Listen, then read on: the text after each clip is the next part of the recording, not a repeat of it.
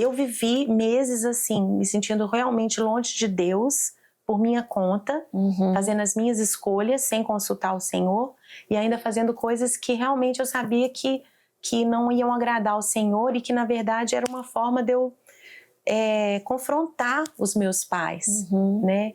Só que graças a Deus foi um período muito curto, porque os laços de amor do Senhor me atraíram. E Ele me recebeu de uma forma tão graciosa. A palavra fala, né? Quem muito é perdoado, muito ama.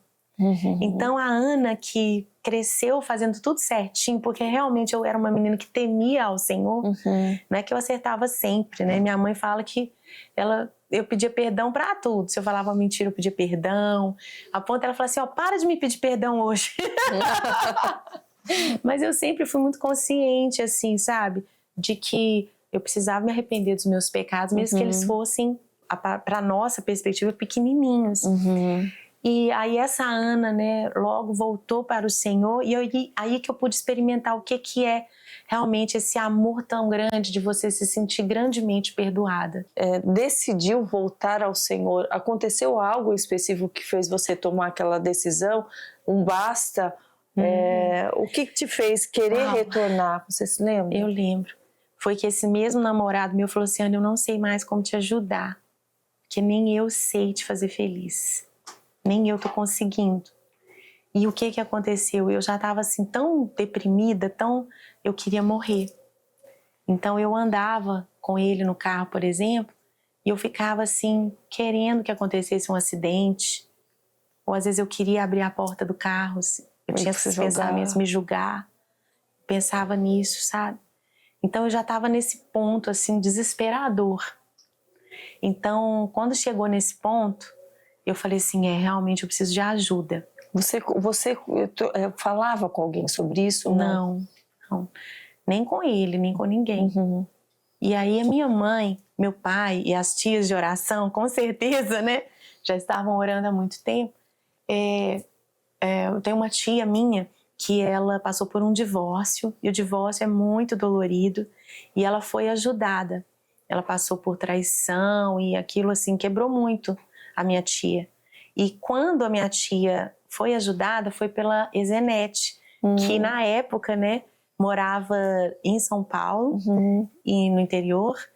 E eu lembrei, minha mãe um dia falou para mim assim, filha, quem sabe você não vai passar uns dias lá na casa da Ezenete que ajudou sua tia?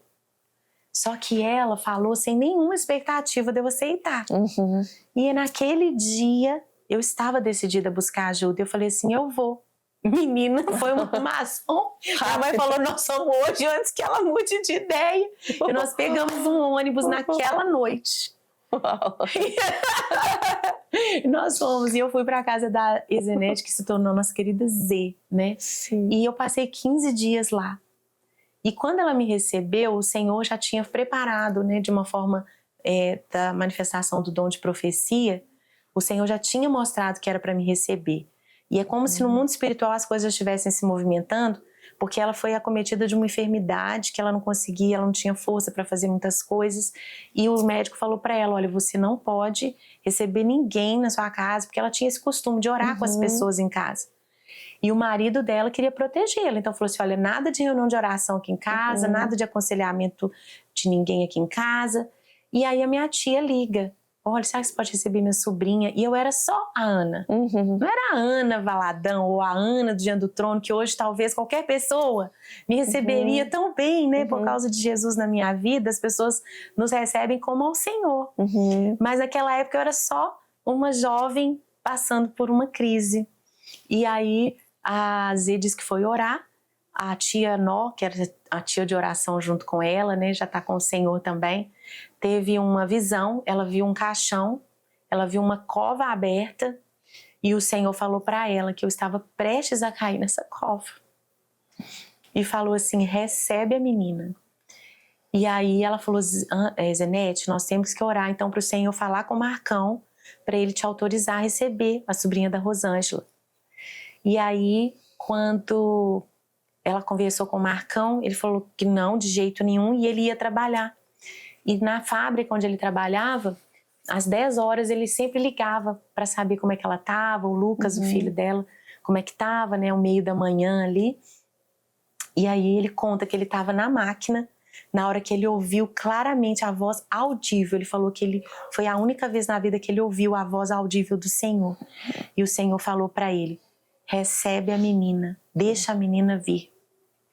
Aí ele ligou para ela nesse meio da manhã e falou para ela: pode deixar a menina vir. E aí eu cheguei. E quando eu cheguei, né, aqueles 15 dias, ela disse que eu cheguei lá falando assim: porque eu vou casar, que não sei o quê. E ela sabia que aquilo não era um relacionamento ideal do Senhor para mim. Né? Hoje eu falo assim para as meninas, né, gente, eu queria tanto que vocês mocinhas ouvissem os conselhos, porque eu fui salva assim de uma forma sobrenatural, mas talvez nem todo mundo tem uma mãe que ora, nem todo mundo tem uma Zenete que recebe na casa para orar, para conquistar seu coração. Mas você tem um podcast da Karine, você tem, né, tantas outras pessoas contando meu testemunho. Eu sei que outras moças já ouviram antes, já foram encorajadas. Mas para mim foi muito difícil terminar aquele relacionamento, porque apesar de eu não estar feliz e de eu saber que eu não estava agradando ao Senhor e nem aos meus pais, que é um grande sinal, né? Honra teu pai e tua mãe. Então, ainda assim, eu achava que aquele era o grande amor da minha vida, sabe? Você acha que era mais uma ilusão, uma dependência emocional? Como que você percebe? Eu percebo assim, que não é que ele era uma pessoa ruim, não falo mal dele, mas não era pessoa para mim. Sim. Né? Dentro dos planos de Deus. Sim. Tá? Sim, então sim. não estou falando mal de uma pessoa. Mas o pai e a mãe, mesmo quando eles não são crentes, eles têm assim algo que Deus colocou dentro dos pais, quase que instintivo. Deus dá ou tira a paz dos pais. Então a bênção dos pais, ela vem assim de uma forma alegre, não é aquela coisa assim, já que você quer, vai, te abençoo, não. E quando a gente não ouve isso dos pais, né, a gente está correndo um grande risco. Porque eles são como que uma bússola. É claro que eu não estou falando de uma mãe louca, nem de um pai louco, né? Mas eu estou falando de pais sensatos, normais, né? Até amigos e amigas, né? Que tenham um bom conselho, não é qualquer conselho.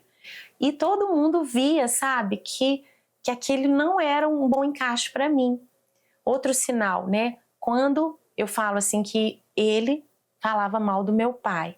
Então, a desconstrução da honra aos pais, ela também não é um bom sinal. Um relacionamento que te afasta da sua família não é um bom sinal. Por quê? Porque a família é uma proteção. Né? O governo, quando ele quer afastar os jovens da família, ele está querendo te fazer mal. Porque a família é a célula mais forte da sociedade, a célula máter. Né? Quando você empodera a iniciativa privada, a sociedade privada, quando você empodera a família, o indivíduo ali da família, você está o quê? Enfraquecendo o Estado. Você está enfraquecendo outras coisas que vêm contra, né, esse núcleo ali que precisa ser fortalecido no ideal de Deus. Então, é tudo que nos afasta da família, tudo que nos afasta dos nossos amigos, quando a pessoa quer te isolar, quando quer ficar só com você, né? Então são coisas assim que aconteciam naquele relacionamento.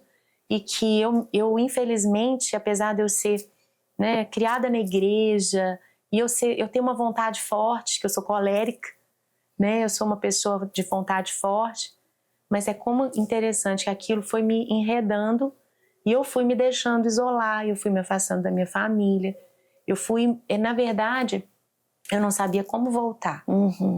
Eu falo para as moças, né, assim, hoje em dia, né, até para os rapazes que estão nos assistindo, isso vale. Você teme ao Senhor. Aí você tá andando na rua, passa um carro e joga lama em você, espirra lama em você. O que você vai fazer? Você vai trocar de roupa. Quando você suja, ao primeiro sinal de sujo, ou quando você cai, você tropeça, você mesmo, não foi alguém que te sujou, mas você mesmo tropeça e cai, sujou a roupa, o que você faz? Você vai trocar de roupa. A gente não tem que ficar daquele jeito, com vergonha. A gente tem que voltar atrás, tomar um banho, lavar a roupa, trocar de roupa. Porque senão você, depois no final, você tá rolando na lama. Você fala assim, como que eu cheguei nesse ponto? Como que eu me permiti ficar assim? Mas tudo começa com o primeiro fio que enrola a gente. mas eu não sabia voltar atrás. Então, assim, né, quando eu falo, por exemplo, de namoros em que existe defraudação, sabe? Eu era uma menina tão pura, tão inocente, sem maldade. E às vezes, quando o rapaz ele passa a mão na gente, onde não deveria, você não sabe sair daquilo. Você fica sem ação. Então, sabe, a gente tem que falar isso, a gente tem que, sabe, falar forte para as meninas crentes, para os meninos crentes também, porque eu sou mãe de 2 meninos. E as mulheres hoje em dia estão muito avançadas, assim, né? Sem o temor do Senhor. Se protejam. E se acontecer de espirrar uma sujeirinha, não fique assim, não vá para frente.